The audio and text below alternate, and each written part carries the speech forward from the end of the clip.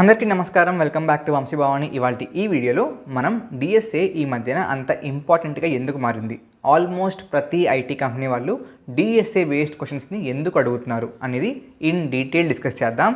So ముందుగా please to like, share and subscribe to Vamshi Bhavani ఛానల్కి కొత్త అయితే ప్లీజ్ సబ్స్క్రైబ్ గైస్, మీకు బాగా హెల్ప్ అవుతుంది. ఫస్ట్లీ మీకు డిఎస్ఏ యొక్క ఇంపార్టెన్స్ చెప్తున్నప్పుడు అర్థం కావాలి అంటే డిఎస్ఏ అంటే ఏంటో తెలియాలి. For sure DSA is actually made up of two terms. First term data structures, second term algorithms. Firstly data structures. మనం కోడ్ రాస్తున్నాము అంటే basically we are trying to solve a problem. Okay, so ఈ ప్రాబ్లమ్ని solve చేస్తున్నప్పుడు మనం యాక్చువల్గా ఏం చేస్తాము అని చూసుకుంటే పెద్దగా ఏమీ చెయ్యం, మ్యానిపులేషన్ ఆఫ్ డేటా అంతే. అంటే మన దగ్గర ఉన్న డేటాని మనం మోడిఫై చేసి దాని నుంచి కావాల్సిన ఇన్ఫర్మేషన్ని తెచ్చుకుంటాం అంతే. Program or code is simple అండి. దానికి మీరు ఇన్పుట్ డేటాని ఇస్తారు, ప్రోగ్రామ్ ఆ డేటాని చేంజ్ చేస్తుంది, మోడిఫై చేస్తుంది, మ్యానిపులేట్ చేసి మీకు అవుట్పుట్ డేటాని ఇస్తుంది. ఆ అవుట్పుట్ డేటానే మీకు కావాల్సిన solution. Take an example, add two numbers are the input, దాని యొక్క sum output. Let's see one factorial. ఆ ఫ్యాక్టోరియల్ కావాల్సిన నంబర్ ఇన్పుట్, దాని యొక్క ఫ్యాక్టోరియల్ అవుట్పుట్. లెట్స్ సే మీరు జొమాటోలో ఆర్డర్ ప్లేస్ చేస్తున్నారు. దాంట్లో ఇన్పుట్ ఏంటి? మీ డీటెయిల్స్, మీ పేరు, మీ పేమెంట్ ఇన్ఫర్మేషన్, మీకు కావాల్సిన డిష్, మీకు కావాల్సిన హోటల్, ఇన్పుట్ డేటా. దీనికి అవుట్పుట్ ఏంటి? బేసిక్గా ఇన్ఫర్మేషన్ని డీబీలో స్టోర్ చేసుకోవాలి అండ్ మీ ఆర్డర్ని ప్లేస్ చేయాలి. సో ఇప్పటిదాకా నేను చెప్పిన ఈ పదాలన్నీ ఏంటి? They are all data. మీ ఇన్ఫర్మేషన్ డేటా, మీకు కావాల్సిన డిష్ డేటా, మీకు కావాల్సిన రెస్టారెంట్ డేటా, అవునా, మీ లొకేషన్ డేటా, మీ పేమెంట్ ఇన్ఫర్మేషన్ డేటా, మీ అడ్రస్ డేటా, అంతా డేటాని. అవుట్పుట్ ఏంటి? అగైన్ డీబీలో స్టోర్ చేస్తున్నారు దేన్ని? డేటాని. ఆర్డర్ ప్లేస్ చేస్తున్నారు అంటే ఏంటి? మీ అకౌంట్ నుంచి అమౌంట్ని డిడక్ట్ చేశారు, అగైన్ అది డేటాని. మీ అకౌంట్లో ఆన్లైన్లో మీ బ్యాలెన్స్ మీరు చూస్తున్నారు అంటే what are you looking at? It's just data. Bank సర్వీస్లో స్టోర్ అయిన సమ్ డేటా అంతే, అవునా కదా? So everything that you dealing with here is a data. ఈ కంప్లీట్ ఫ్లోలో మీరు సరిగ్గా చూస్తే మొత్తం అంతా ఏంటి? ఇట్స్ జస్ట్ డేటా కదా.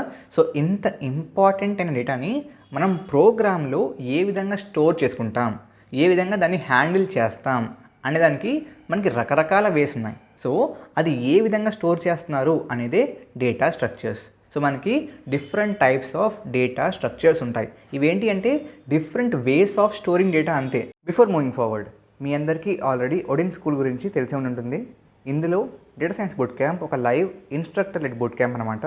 Job readiness in 6 months, project based learning ఉంటుంది అండ్ అన్లిమిటెడ్ జాబ్ ఆపర్చునిటీస్ ఉంటాయి. వీళ్ళ next batch 25th November start అవుతుంది. ఫీజ్ 99K ప్లస్ GST. మీకు scholarships up to 30K and first 100 monthsకి గాను early bird discount of up to 10K కూడా లభిస్తుంది. మీకు 10 days రిఫండ్ పాలసీ కూడా ఉంటుంది. As you can see on the screen, they have about 500+ hiring partners. వీళ్ళ క్యాండిడేట్స్కి ప్లేస్మెంట్ ఆపర్చునిటీస్ ప్రతి వారం ఉంటాయంట. సో ఈ వారం అబౌట్ 375 ఆపర్చునిటీస్.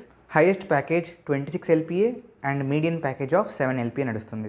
ఇందులో భాగంగా మీకు ఏమేమి నేర్పిస్తారని చూసుకుంటే, కోర్ మాడ్యూల్స్లో step up to data science, statistics, SQL, Python, EDA, machine learning, power BI, business intelligence, story telling. ఎలెక్టివ్స్లో GitHub, NLP, ETL, Spark, Airflow, Azure data factory, power BI advanced. మీ ట్రైనింగ్లో భాగంగా మీరు యూస్ చేయబోతున్న tools Python, Colab, Anaconda, Jupyter notebooks, NumPy, pandas, మ్యాట్ప్లాట్లిబ్, scikit-learn, Power BI, Azure Data Factory, Azure, GitHub, MySQL, Seaborn. And these are the different projects that they offer. Okay? Do check it out. Link description and comments లో ఉంటుంది. And interest ఉంటే ఆ ఫామ్ని fill చేయొచ్చు and they'll call you back. Coming back to the topic. See, at the end of the day, మీరు ఏ data అయినా సరే store చేసేది మెమరీలోనే, సేమ్ మెమరీలోనే. బట్ ఆ మెమరీలో దీన్ని ఏ విధంగా స్టోర్ చేస్తున్నారు, ఓకే, దాన్ని ఏ విధంగా హ్యాండిల్ చేస్తున్నారు, మీరు దాన్ని రిట్రీవ్ చేసుకోవాలనుకుంటే, అంటే డేటాని యూస్ చేసుకోవాలనుకుంటే ఏ విధంగా దాన్ని రిట్రీవ్ చేసుకుంటున్నారు, ఏ విధంగా దాని ద్వారా మీరు ట్రావర్స్ చేస్తున్నారు, all these are important aspects. ఎందుకంటే మీరు డిఫరెంట్ వేస్లో డేటాని స్టోర్ చేసినప్పుడు సేమ్ పని చేసిన డిఫరెంట్ వేస్లో డిఫరెంట్ ఎఫిషియన్సీస్ ఉంటాయి. అంటే ఒక విధంగా స్టోర్ చేస్తే మేబీ మీకు ట్రావర్స్ చేయడం ఈజీగా ఉండొచ్చు ఆర్ రిట్రీవ్ చేసుకోవడం ఈజీగా ఉండొచ్చు. సో మీ యూస్ కేస్ ఏంటి, మీకు ఏది ఈజీగా ఉండాలి, ఏ విధంగా స్టోర్ చేసుకుంటే అది ఈజీగా ఉంటుంది అని చెప్పేదే data structures. Got it? Great. Coming to algorithms. See, algorithm అంటే it's nothing but step by step procedure to solve a problem. For example, నాకు sum of 2 numbers కావాలి. నేనేం చేస్తాను? ఇచ్చిన 2 నెంబర్స్ని యాడ్ చేసి అవుట్పుట్ని ప్రింట్ చేస్తాను. సో ఇక్కడ అల్గోరిథం ఏంటి అంటే take 2 numbers, add them, print them. ఈ 3 step ప్రాసెస్సే ఈ కేసులో నాకు అల్గోరిథం. సో మీరు సాల్వ్ చేద్దాం అనుకుంటున్న ప్రాబ్లమ్కి స్టెప్ బై స్టెప్ సొల్యూషనే అల్గోరిథం. సో మీకు ఒక సింగిల్ ప్రాబ్లమ్ని సాల్వ్ చేసేందుకు మల్టిపుల్ వేస్ ఉండొచ్చు. మల్టిపుల్ అల్గోరిథమ్స్తో మీరు ఒక సింగిల్ ప్రాబ్లమ్ని సాల్వ్ చేయొచ్చు. కానీ ఆ multiple ways of solving a single ప్రాబ్లంలో మీకు ప్రతిదీ ఎఫిషియెంట్ కాదు. అంటే ప్రతిదీ ఒకే టైంలో ఆర్ ఒకే విధంగా ఆర్ ఒకే నెంబర్ ఆఫ్ రిసోర్సెస్ని వాడుకుని మీకు అవుట్పుట్ని ఇవ్వదు. ఒకటి ఫాస్ట్గా ఉండొచ్చు, ఒకటి స్లోగా ఉండొచ్చు, ఒకటి మెమరీని ఎక్కువ కన్జ్యూమ్ చేసుకోవచ్చు, ఒకటి కన్జ్యూమ్ చేసుకోకపోవచ్చు. సో డిఫరెంట్ వేస్ ఉంటాయి. అగైన్ డెఫినెట్లీ మనకు కావాల్సింది ఏంటి, ఫాస్ట్గా సాల్వ్ చేయాలి అండ్ తక్కువ మెమరీని యూజ్ చేసుకోవాలి. సో అటువంటి అల్గోరిథమ్స్ మనకి డెఫినెట్లీ ఉంటుంది. మనకి ఫర్ ఎగ్జాంపుల్ 4 అల్గోరిథమ్స్ ఉంటే దాంట్లో ఆబ్వియస్లీ ఆ 4ట్లో ఏదో ఒకటి మిగతా వాటితో కంపేర్ చేస్తే కొంచెం ఫాస్ట్గాను అండ్ తక్కువ మెమరీ వాడుకునేది డెఫినెట్గా ఉంటుంది. కానీ మనకి ఈ 4 రాస్తే కానీ ఇదే బెస్ట్ అని చెప్పి తెలియదు కదా. కానీ దాట్స్ టైం వేస్ట్, అవునా కదా. కాబట్టి మీరు ఫస్ట్ అటెంప్ట్లోనే ఎఫిషియెంట్ అల్గోరిథమ్ని ఏ విధంగా రాయొచ్చు అని చెప్పేదే అల్గోరిథమ్స్ అనే సబ్జెక్ట్. Make sense? సో ఈ 2 సబ్జెక్టులు ఎందుకు ఇంపార్టెంట్, ఎందుకు ప్రతి ఐటీ కంపెనీ దీని మీద ఫోకస్ చేస్తుంది అంటే సింపుల్ అండి, బికాస్ ఆఫ్ కాంప్లెక్సిటీస్. అంటే ఏంటి, లెట్స్ సే మీకు ఇవాళ ఇండియా వర్సెస్ పాకిస్తాన్ మ్యాచ్ జరుగుతుంది. మీరు హాట్స్టార్లో మ్యాచ్ని చూస్తున్నారు. ఓకే, మీకు టీవీలో లెట్స్ సే 2 hours అయిపోయింది, బట్ హాట్స్టార్లో జస్ట్ 1 hour మాత్రమే అయింది.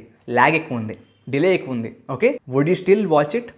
డెఫినెట్లీ ట్విట్టర్లోకి వెళ్ళి అసలు పర్ఫార్మెన్స్ బాగాలేదు, మ్యాచ్లో డిలే ఉంది, అస్సలు నచ్చట్లేదు అని చెప్పి కమెంట్ పెడతారు, ట్వీట్ చేస్తారు, అవునా. సో ఏ కస్టమర్కి కూడా వెయిట్ చేయడం ఇష్టం ఉండదు. They want everything real time, ఫాస్ట్గా జరగాలి. అండ్ మీ ఫోన్లో ఆర్ ఇన్ జనరల్ మెమరీ ఎక్కువ కన్జ్యూమ్ చేయకూడదు. లెట్స్ సే నా దగ్గర 2 apps ఉన్నాయండి. ఓకే, యాప్ ఏ, యాప్ బి, రెండు సేమ్ పని చేస్తున్నాయి. ఇన్స్టాల్ చేసుకున్నప్పుడు రెండు 1 MB 1 MBయే. కానీ యాప్ ఏ ఇన్స్టాల్ చేసుకున్నాక మీ మెమరీలో లెట్స్ సే 100 MB తీసుకుంది, యాప్ బి జస్ట్ 10 MB తీసుకుంది. What will you use? App బియే కదా. సో ప్రతి ఒక్కరికి ఫాస్ట్గా ఉండాలి, బట్ మెమరీ ఎక్కువ కన్జ్యూమ్ చేయకూడదు, అవునా కదా. సో ఇటువంటి సొల్యూషన్స్ని రాయాలి అంటే మీకు అల్గోరిథమ్స్ బాగా రాయడం రావాలి, at the same time right data స్ట్రక్చర్స్ని వాడడం రావాలి. సో ఈ 2 రావాలి అంటే మీకు డిఎస్ఏ బాగా రావాలి. అండ్ ప్రతి కంపెనీకి వాళ్ళ కస్టమర్స్ వాళ్ళ ప్రోడక్ట్ని ఆర్ వాళ్ళ సర్వీస్ని ఎక్కువగా యూజ్ చేయాలనే ఫీలింగ్ ఉంటుంది, అంతే కదా. That's when they will earn money. వాళ్ళ ప్రాఫిట్స్ రావాలంటే కస్టమర్స్కి వాళ్ళ ప్రోడక్ట్ ఆర్ సర్వీస్ నచ్చాలంటే ఫాస్ట్గా ఉండాలి అండ్ మెమరీ ఎక్కువ యూజ్ చేయకూడదు. కాబట్టి మనకి ఈ డిఎస్ఏ అంత ఇంపార్టెంట్గా మారింది. చాలామంది అడుగుతూ ఉంటారు, అన్న నువ్వు సాఫ్ట్వేర్ ఇంజనీర్ కదా, మీరు డే టు డే కోడ్లో మీరు డిఎస్ఏ వాడుతూ ఉంటారా? ద ఆన్సర్ ఈజ్ డిఎస్ఏ ప్రాబ్లమ్స్ని సాల్వ్ చేస్తున్నప్పుడు ఏ విధంగా అయితే డిఎస్ఏ నాలెడ్జ్ని అప్లై చేస్తామో at the same rate apply చేయకపోవచ్చు. బట్ ఇన్ ద బ్యాక్గ్రౌండ్ మీరు ఏ సొల్యూషన్ రాసినా, ఏ టాస్క్ని ఇంప్లిమెంట్ చేసినా, ఏ కొత్త ఫీచర్ని డెవలప్ చేసినా బ్యాక్గ్రౌండ్లో మీకు ఆ time complexity and space complexity run అవుతూ ఉంటుంది. ఎందుకంటే when you're building APIs, especially for the back end, మీరు ఏపీఐస్ని బిల్డ్ చేసినప్పుడు there is something called latency. అంటే నేను మీకు పంపిన రిక్వెస్ట్కి రెస్పాన్స్ రావడానికి ఎంతసేపు పడుతుంది. అగైన్ దాంట్లో P99, P90, P95 ఈ విధంగా రకరకాల మెట్రిక్స్ ఉంటాయి. ఇవన్నీ మీకు కరెక్ట్గా ఉండాలి అంటే అగైన్ ఆ time complexity and space complexity బాగుండాలి. అగైన్ లెట్స్ సే మీరు AWSలో యూజింగ్ సమ్ క్యూస్. ఓకే, దాంట్లో మీరు ఎంత స్టోర్ చేస్తే అంత పే చేయాలి, అవునా. సో అగైన్ మీరు ఎక్కువ స్టోర్ చేస్తే కంపెనీకి అంత ఎక్కువ కైండ్ ఆఫ్ బడ్జెట్ పెరిగిపోతుంది. And that's not recommendable for any company. Again అక్కడ వాడుతుంది ఏంటి, స్పేస్ కాంప్లెక్సిటీ. సో ఈ డిఎస్ఏ నాలెడ్జ్ ఉండడం not just for interviews but ఓవరాల్గా మీ సాఫ్ట్వేర్ కెరియర్లో మీకు డెఫినెట్లీ బాగా హెల్ప్ అవుతుంది. ఐ హోప్ మీకు ఒక మంచి idea and clarity on why it's important వచ్చి ఉంటుంది అనుకుంటున్నాను. Okay, great. Thank you very much. జై హింద్, జై భారత్.